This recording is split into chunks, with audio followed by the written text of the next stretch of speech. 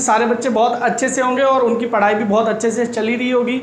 हमारा चैप्टर 10 चल रहा था और एक्सरसाइज 10.2 हमारी चल रही थी, जिसमें हमने अपने 3 क्वेश्चंस कर लिए थे। आज हम इसी एक्सरसाइज के जो आगे के क्वेश्चन है, क्वेश्चन नंबर 4 से आगे के क्वेश्चंस को आज हम ट्राई करेंगे। तो आप अपनी बुक निकालें और शुरू करते हैं आज की अपनी क्लास। ओके जी, तो सबसे पहले हम चलते हैं अपनी एक्सरसाइज के आज के पहले क्वेश्चन से। तो हमारा क्वेश्चन नंबर 4 है। क्या है क्वेश्चन नंबर 4? आपने अपनी बुक में देख ही रखा होगा। क्वेश्चन आपसे कह रहा है कि prove that tangents drawn at the end of diameter of a circle are parallel. मतलब आपके पास एक सर्कल है। क्वेश्चन नंबर 4 का सॉल्यूशन करेंगे। तो हमारे पास एक सर्कल है और ये सर्कल का क्या है? डायामीटर है। सर्कल का सेंटर O है और ये हमारा डायामीटर है।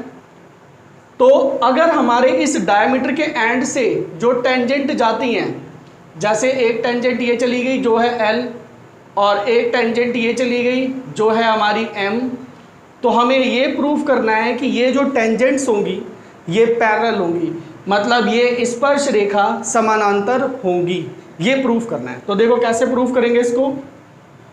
तो सबसे पहले देखो सॉल्यूशन करते हैं। आप लोगों ने क्या पढ़ा था? Using theorem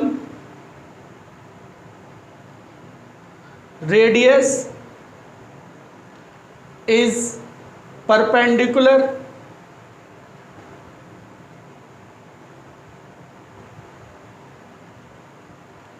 on tangent. मतलब क्या पढ़ा था आपने? त्रिज्या स्पर्श रेखा पर लंब होती है। तो इसका मतलब हमारा जो ये एंगल दिख रहा है और ये एंगल दिख रहा है, इसको मैं 1 लिख देता हूँ और इसको मैं एंगल 2 लिख देता हूँ। मतलब एंगल 1 इज इक्वल टू होगा एंगल 2 इज इक्वल टू में क्या होगा? 90 डिग्री। हमारी जो 10.1 थ्योरम कहती है वो हमसे यही कहती है। अब देखो आप यहाँ से एंगल 1 प्लस एंगल 2 किसके बराबर हो गया आपका? 90 डिग्री प्लस 90 डिग्री कितना हो गया आपका? 180 डिग्री। इसका मतलब क्या हो गया? Sum of interior angle on same side of transversal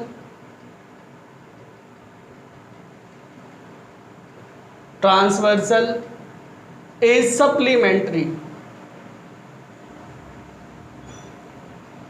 मतलब तिर्यक रेखा के एक ही तरफ के कोणों का योग समपूरक है, पूरक है, जिसको आप 180 डिग्री भी बोल सकते हैं। तो क्या होता है जब हमारे पास 2 लाइनें जा रही हैं, ये 2 लाइनें पैरेलल हैं और इनको ये ट्रांसवर्सल काट रही है, तो आपने क्या पढ़ा था? इन दोनों एंगलों का सम क्या होता है? 180 डिग्री होता है। यहाँ पर हमारे इन दोनों एंगलों का सम क्या है? 180 डिग्री है। इसका मतलब ये लाइन इस पर क्या होगी? पैरेलल होगी। तो आप लिख दोगे इस therefore L is parallel to M और हमारा सवाल हो गया हैंस प्रूव्ड, मतलब आपका क्वेश्चन हो गया सिद्ध। तो ये बिल्कुल सिंपल सा और इजी सा क्वेश्चन। इसके बाद हम करेंगे क्वेश्चन नंबर 5। तो देखिए क्वेश्चन नंबर 5 क्या है, आप अपनी बुक में देखेंगे। क्वेश्चन नंबर 5 कह रहा है prove that the perpendicular at the point of contact to the tangent to a circle passes through the centre. मतलब क्या कहना चाहता है, डायग्राम से समझते हैं। हमारे पास एक सर्कल है, हमारे पास एक सर्कल है, सर्कल का सेंटर O है और ये चली गई हमारी एक लाइन जो है टेंजेंट L और ये जो टच कर रही है पॉइंट में वो पॉइंट क्या है? P है। तो हमसे क्वेश्चन में प्रूफ करवाना चाहता है कि जो हम परपेंडिकुलर खींचेंगे पॉइंट ऑफ कांटेक्ट पर, जो हम परपेंडिकुलर खींचेंगे पॉइंट ऑफ कांटेक्ट पर, स्पर्श बिंदु पर, वो हमेशा रेडियस से पास, वो हमेशा सेंटर से पास होकर जाएगा, मतलब वृत्त के केंद्र से होकर जाएगा। तो अगर हम ये जो परपेंडिकुलर खींच रहे हैं यहाँ पे P है और इसको x मान लिया, यहाँ तक एक्सटेंड कर दिया, तो ये जो हमने परपेंडिकुलर खींचा है ये हमारा कहाँ तक जाएगा, ये O सेंटर से ही होकर जाएगा। हमें ये प्रूफ करना है। तो देखो कैसे करेंगे इसको प्रूफ, बहुत आसान है। सबसे पहले ये हमने परपेंडिकुलर डाला है, ठीक है, हमने ये वाला परपेंडिकुलर डाला है 1 और ये हमारा सेंटर वाला है। ओके, तो देखेंगे इसका सॉल्यूशन। सबसे पहले हमारे पास XP जो है वो परपेंडिकुलर है L पर, XP क्या है, परपेंडिकुलर है L पर, तो इसलिए एंगल 1 की वैल्यू कितनी हो जाएगी आपकी 90 डिग्री, एंगल 1 90 डिग्री हो गया। और उसके बाद using theorem radius is perpendicular, आप इसको ऐसे भी लिख सकते हैं, परपेंडिकुलर टू द टेंजेंट, मतलब त्रिज्या स्पर्श रेखा पर लंब होती है, तो इसलिए हमारा जो OP होगा वो भी परपेंडिकुलर होगा L पर, मतलब एंगल 2B क्या होगा हमारा 90 डिग्री। अब एंगल 1 प्लस एंगल 2 क्या हो गया आपका 90 degree plus 90 degree is equal to 180 degree. It makes linear pair, hence OPX is a line passes through center, और यही हो गया आपका हैंस प्रूव्ड। हिंदी मीडियम वाले बच्चे क्या लिखेंगे, अतः ये रैखिक युग्म बनाते हैं,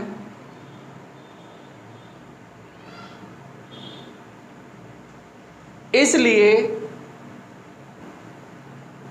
OPX एक रेखा है जो केंद्र से होकर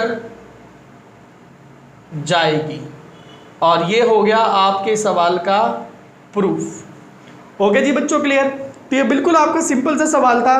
बाकी इसको अगर हम बोले तो ये 10.1 थ्योरम का कन्वर्स भी है, क्योंकि अगर हम सेंटर से जो पॉइंट ऑफ कांटेक्ट पे लाइन खींचते हैं वो हमेशा क्या होती है, आपकी टेंजेंट पे परपेंडिकुलर होती है।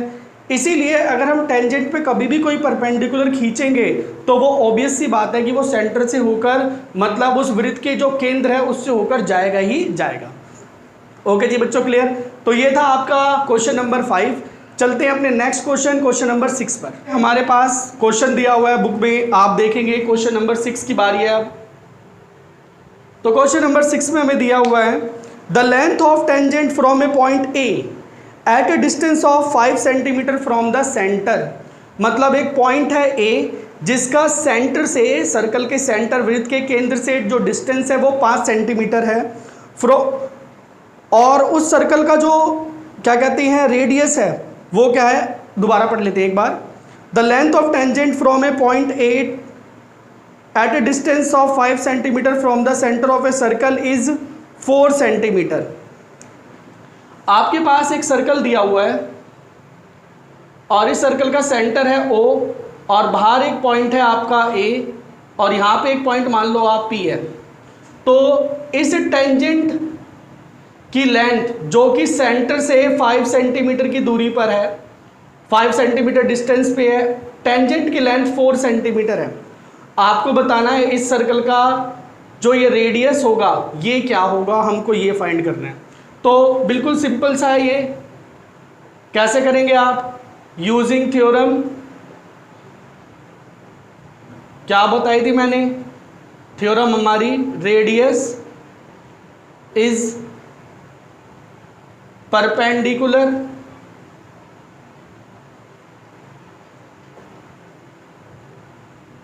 To the tangent. Hindi medium वाले बच्चे लिखेंगे क्या कहते हैं, त्रिज्या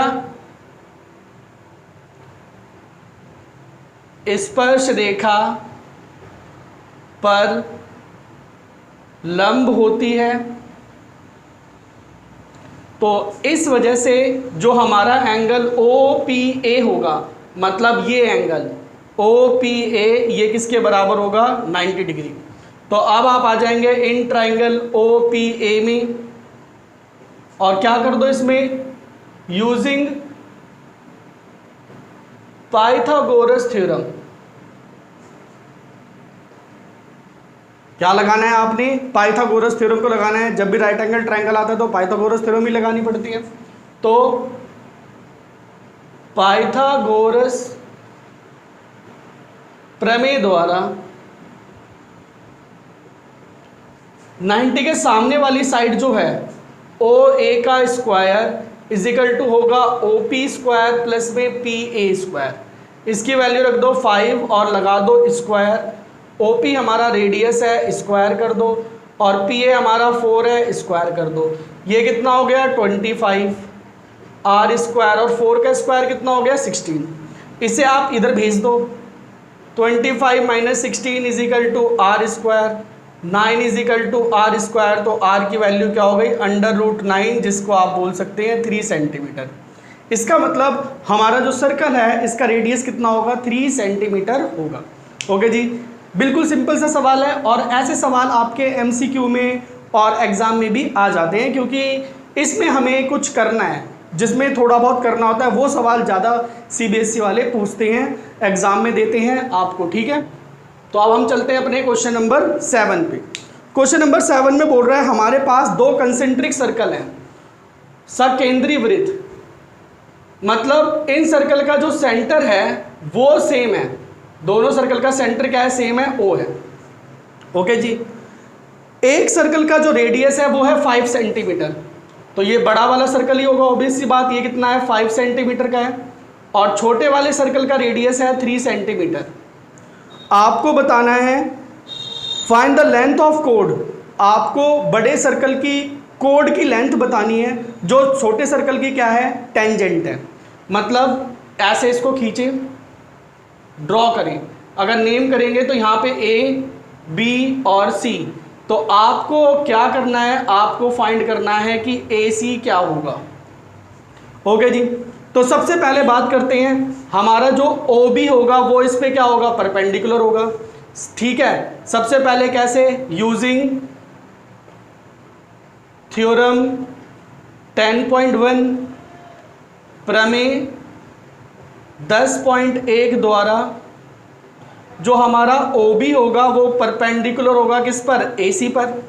तो ये एंगल हमारा 90 डिग्री हो गया। उसके बाद आप लोगों ने 9th क्लास में एक थ्योरम पढ़ी थी कि अगर हम कोड पे कोई भी परपेंडिकुलर डालते हैं, जीवा पे कोई भी लंब खींचा जाता है, तो वो कोड को बराबर हिस्सों में बांटता है। तो आप लिखोगे परपेंडिकुलर